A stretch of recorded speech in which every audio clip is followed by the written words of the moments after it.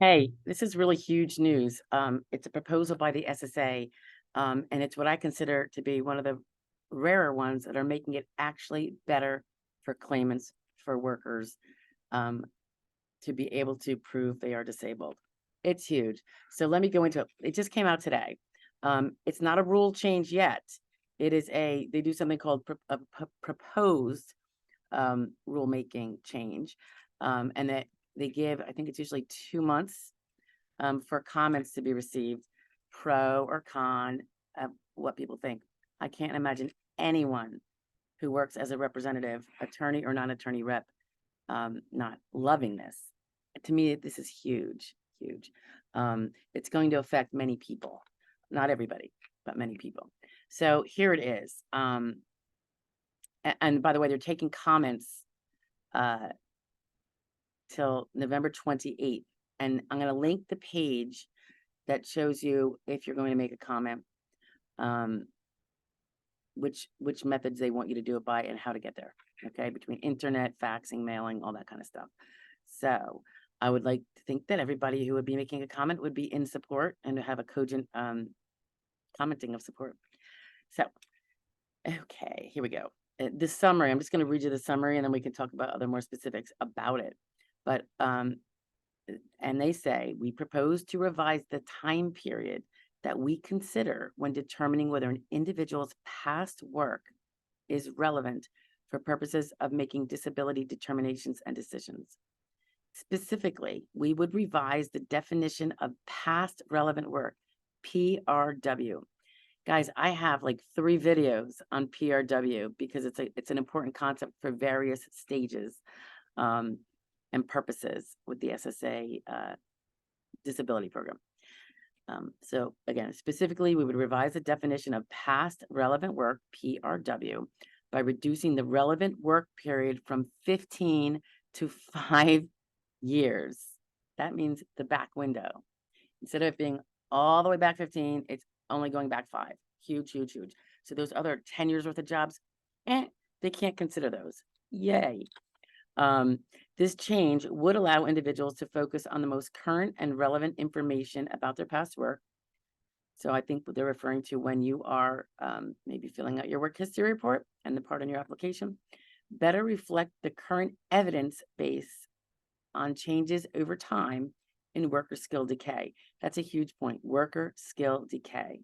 What we did 14 years ago, we might not be able to accomplish today. Those jobs, can be non-existent. That's a whole nother issue, actually. But for a lot of different reasons, 14 years ago, you might not be able to do that job, even though it's within the last 15 years and considered relevant. Skill decay and job responsibilities, reduce processing time and improve customer service and reduce burden on individuals.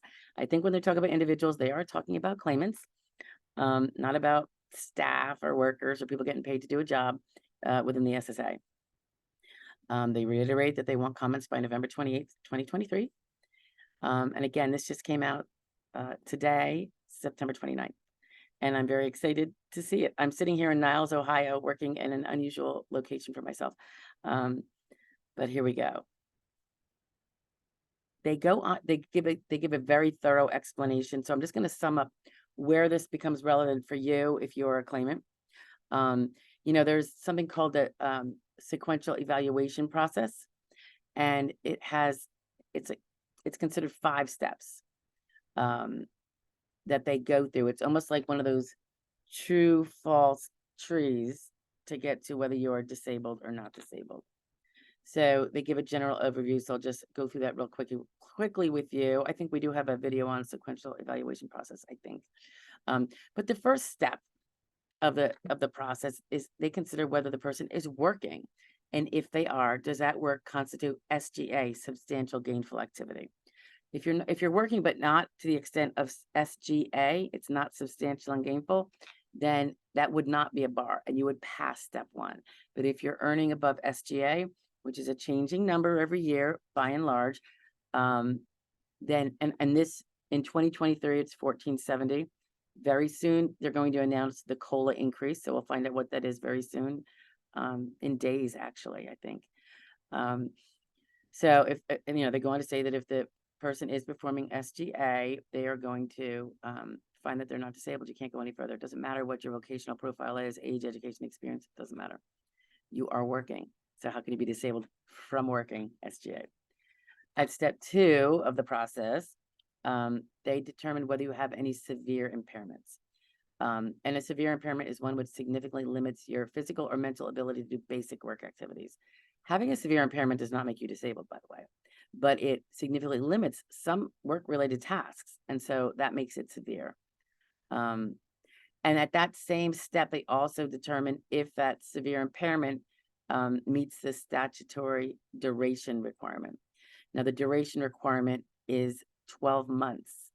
And I need to drive home that the 12 months need not be already have occurred. It doesn't have to be in your back window and now you're pushing out of 12 months to file. However, for them, they're going to have to find that the impairment either did last or will last according to the medical records, not just according to what you say, for 12 months. If it's kind of clear, it's going to keep lasting. So if it's not severe, or if it doesn't meet that durational requirement, then they're also going to find you're not disabled at step 2. If you have the severity and the duration requirement met, then you're going to go to step 3 of the sequential evaluation process. And that step is where they decide whether you meet a listing, meet or equal, medically equal a listing impairment description on the blue book of listings that's at SSA.gov if you need to find it. Not all impairments are in the listings. And most people, I would say, I think most people don't win on a listing. They win on the other part of the fight, the residual functional capacity, the longer fight.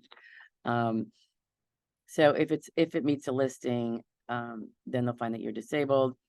If none of your impairments meet a listing or equal it medically, then they have to determine what your RFC is, residual functional capacity.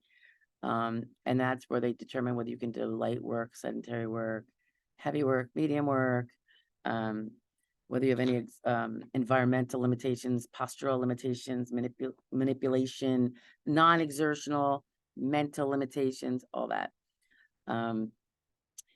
They do emphasize that the RFC is the most a person can do despite the limitations, not the least. And that means at a full-time day, not just in one tiny little piece of time. So they figure out your RFC, and then you go on to step 4, where they consider your work history. And this is where this comes in important for this proposed rulemaking difference. They decide, given your RFC, whatever they've applied to you, if you're a claimant, can that individual with that RFC, with that residual amount of ability still left to do something, can they do their past relevant work? And so historically, that past relevant work was they look at your 15 years of jobs, and if they find you had a super easy one, super easy that you could still do, then you can do it and you're done. That means that you are not disabled. But if you cannot perform any of your prior relevant work, you survive step 4 and you go on to step 5. And at step 5 of the sequential evaluation process, it is whether, although you can't do your past work, is there any other work you can do that exists in substantial numbers in the national economy, or I believe regional economy, in light of your RFC, your residual functional capacity, what you have left in capacity to do stuff, as well as your vocational factors now of age, education, and work experience. That's your vocational profile. And that is where they also conduct a transferable skills analysis, if applicable. And if they find that you cannot adjust to other work, they'll find that you're disabled. If they find that you can adjust to other work and do other work, then you're not disabled. Anyway, so it is that step 4 where this past relevant work is going to be really important. Because for some individuals, when they can't do their past relevant work and they can't transfer skills, because the skills have to come from the past relevant work. Only those last 5 years now, if this proposed rule changes. If they can't, if those skills that are in that last 5 years are not the kind that are transferable, or that person, due to his impairments, could not transfer those particular skills, he can be found disabled, even if he could do sedentary work from a physical perspective. It is a specific rule that applies to people over 50. There's a 50, a 55, a 60, and that's where we refer to the grids. But that change to 5 years eliminates so much landmine-ish type of trepidation. There's a lot of stuff in those 10 years that can really drag someone's case and kill it. And now we've eliminated that one danger, that section of danger, if this passes. I would imagine it would, because again, who's gonna vote it down? In any event, I hope that explains it. Step 4 is going to be a much better process, I think, and much more realistic, because to think that one can do something from 14 years ago that they have not done in 14 years, and with the passage of technology and all these things that have changed, and the way we lose our knack. We just do. I mean, they know it over 50. It does happen under 52, 40s. But certainly this is gonna, I think, have a major effect on many people over 50. Not all people, not all claimants, but many that would otherwise have been denied at step 4. So it's very good news, guys. I'm really excited. It's a great weekend surprise. Have a great day. Bye.